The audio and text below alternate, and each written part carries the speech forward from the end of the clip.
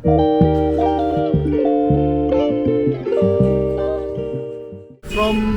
Bukchon, nandito tayo ngayon sa Insadong. Dito na tayo magla-lunch. Malapit lang to, isang bus lang, tapos 2 stops lang. Tapos dito yung mga, marami din dito kung gusto niyo mag-shopping, mga traditional, mga local coffee and tea houses, mga cute na cafes. Yung mga nakikita niyo sa mga TikTok, saka sa mga vlog, dito yon.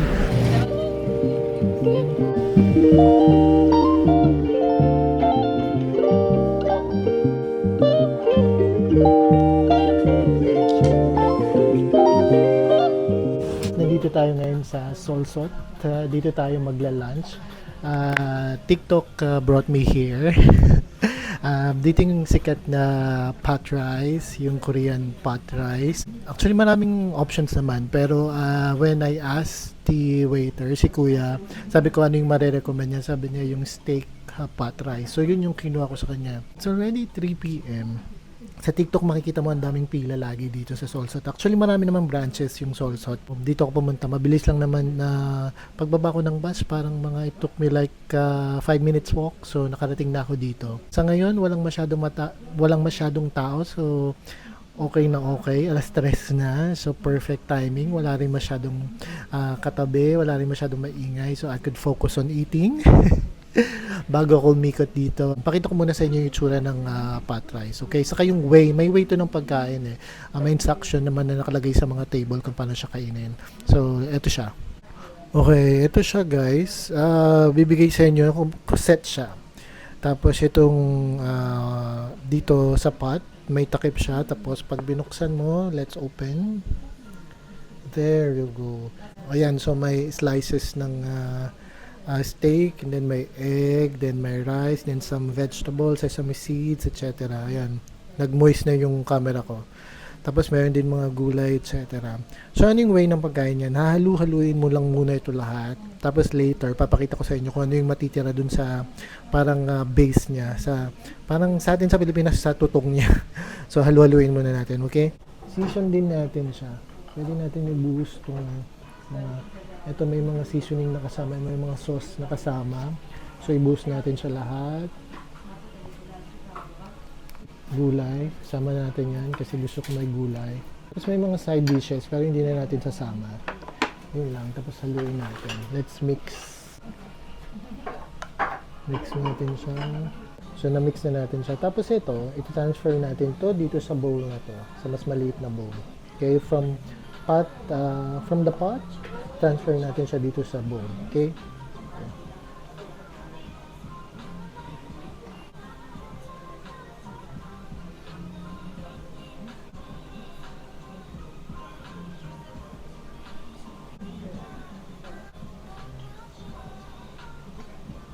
Itong base na halos di mo na i-scrape, hayaan mo lang siya. Merong ganito. Parang ano to hot water. Lagay natin. Sige lang, lagay natin yung enough lang para makover lahat ng mga natitira. Last is takpan, cover. Tapos hayaan nyo lang siya dahil mamaya babalikan natin siya. Okay?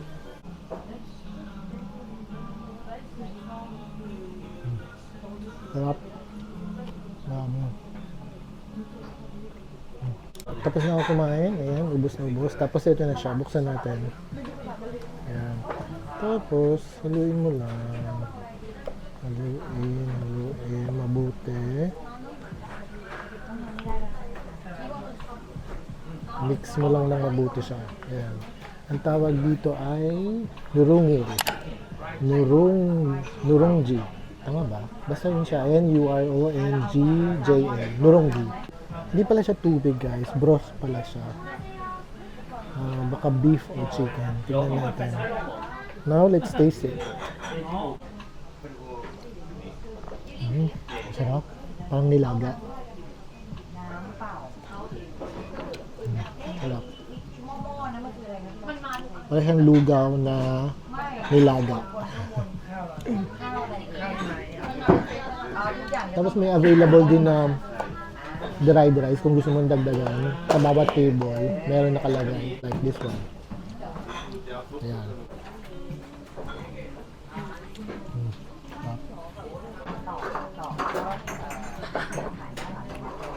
Ngayon guys, I'm done eating. 17,000 won yung meal ko. So that's like basically more or less 700 pesos. Ganon. Sulit naman. Oh, ngayon it's time na mag-ikot-ikot dito sa Insadong. Super cute ng space, oh. Ang dami mga coffee shops na mga ano. May sikat dito na coffee shop eh, yung ano ba yun? Ang pangalan? Nakalimutan ko. Iti-tiktok ko na lang ulit. Hanapin ko siya. Ang cute nito, Ramis Cone. Coffee shop din siya. Grabe yung mga brownies, oh. Super cute. Ito, parang ano lang siya. Tawag dito, masikip na alleyway, pero ang daming store. So, ito actually shop siya. Obles Home.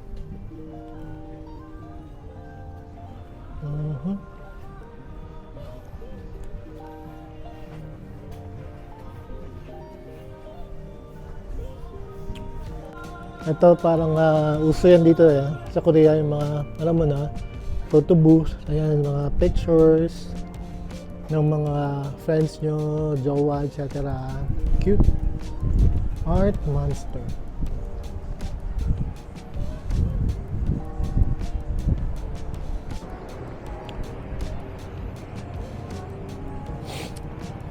At nadadaanan din tong mga alis nito ng mga motor. Nerd. Cute.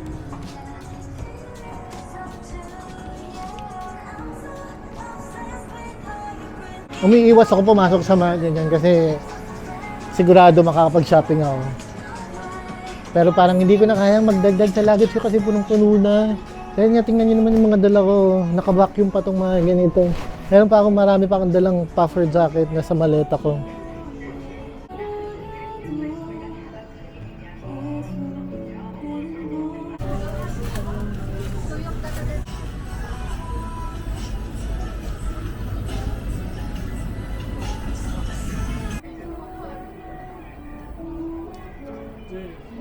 Oh, si Rose, si Jenny, Timothy Chalamet, at saka si Kylie Jenner. Hindi ko na kilala yung iba. Nanguhula na lang ako. Diba? Yung iba mga K-drama actors, and K-pop, si Bruno Mars, at saka si Rosé. Bruno Mars and Rosé. Apat eh. Cute. Ano pala ito? Caricature shop. Ayan, pwede ka magpa-drawing ng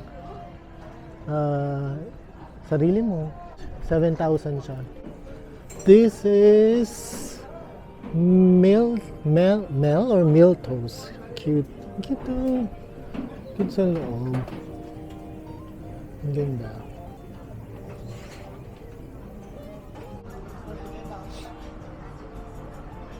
Raska. Cute. Daming coffee shop.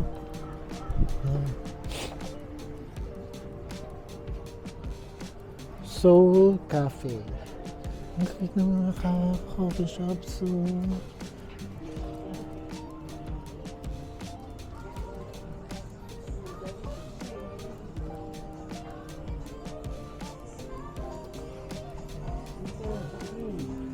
want it together? cute. Nakpon.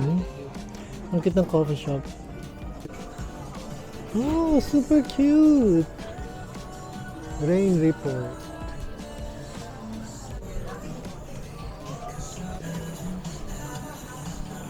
May pond sa gitna ng coffee shop.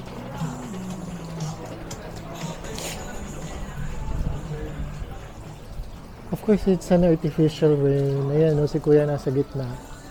Pero coffee shop siya. Ayan. Rain report. Cute. Aliw. Ang dami din tao sa loob. Ayan. So, sikat siya, for sure. Ayan.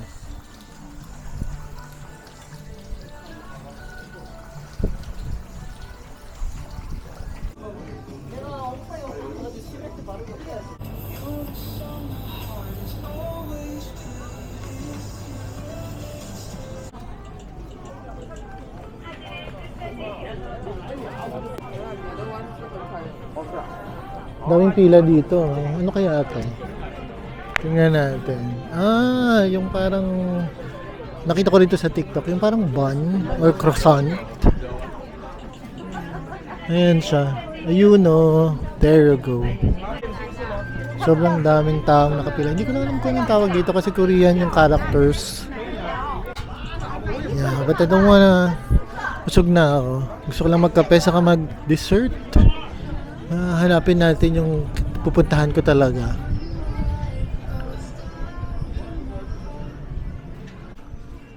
What's this?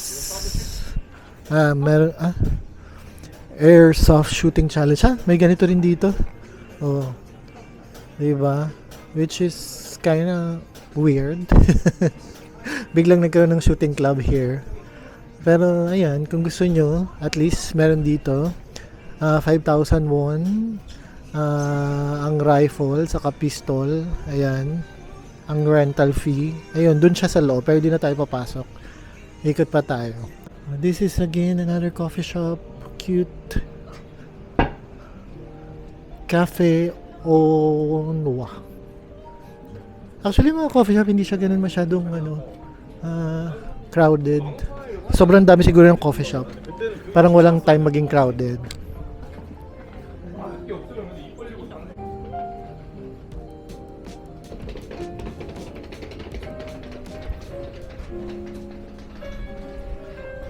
Ang cute oh. Hindi ko alam kung ano pangalan ng cafe ito. Pasukin natin. Love it. Oh, meron pang pa-smoke si Mayor. Cute. Oh, nice coffee shop. Ayan, so should I get my coffee here? Hindi. Doon tayo sa ulit, sa trending sa TikTok. Gusto ko matry yun. Hanapin natin siya. Alright, finally, nakita na natin. Dito tayo tatambay sa Soha Salt Pond. Ayan siya. Cute oh. Ayan siya. Sobrang aesthetic. Tapos sikat dito itong mga to eh. Here. Mga breads and croissants. Croissants ba yung iba? Hindi ko alam. Bread, ayan oh. Soha salted bread. Pistachio salted bread. Deep chocolate bread. Caramel bread. Basta, lahat yan. Masarap yan. Sige. Dito tayo. Pasok tayo. And let's buy.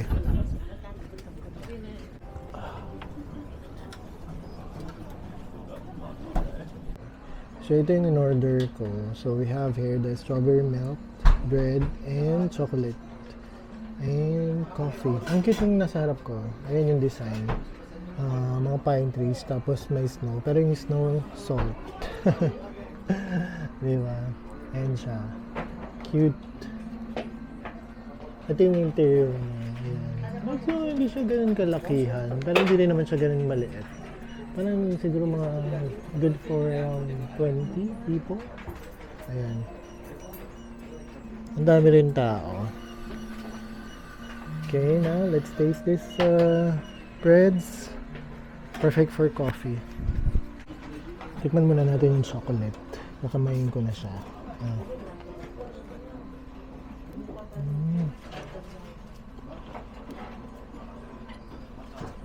Sarap.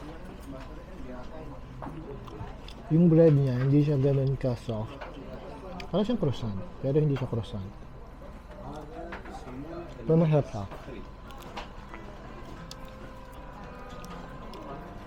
Masarap talaga siya. Masarap talaga siya may kasamang coffee.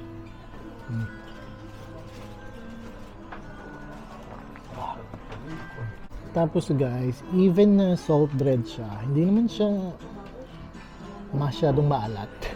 It's not as salty as people think.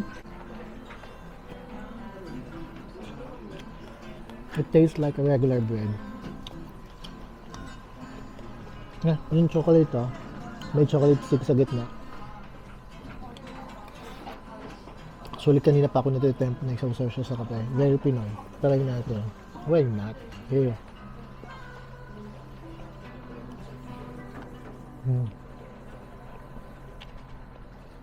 Mas masarap. Now, try natin yung isa, yung strawberry milk salt bread. Ito siya. Ang gusto ko muna kainin ng strawberry.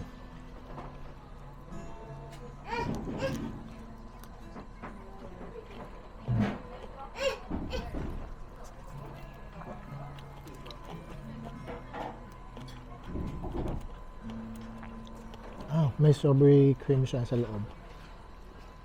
Ayan.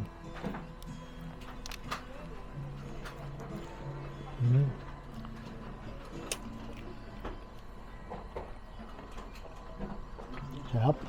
Mas masarap to kaysa dun sa chocolate.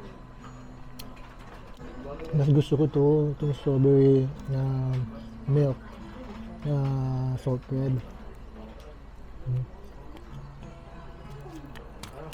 Sasaw natin sa kape.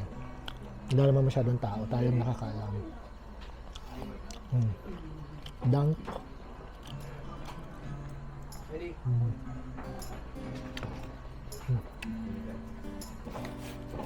Sarap.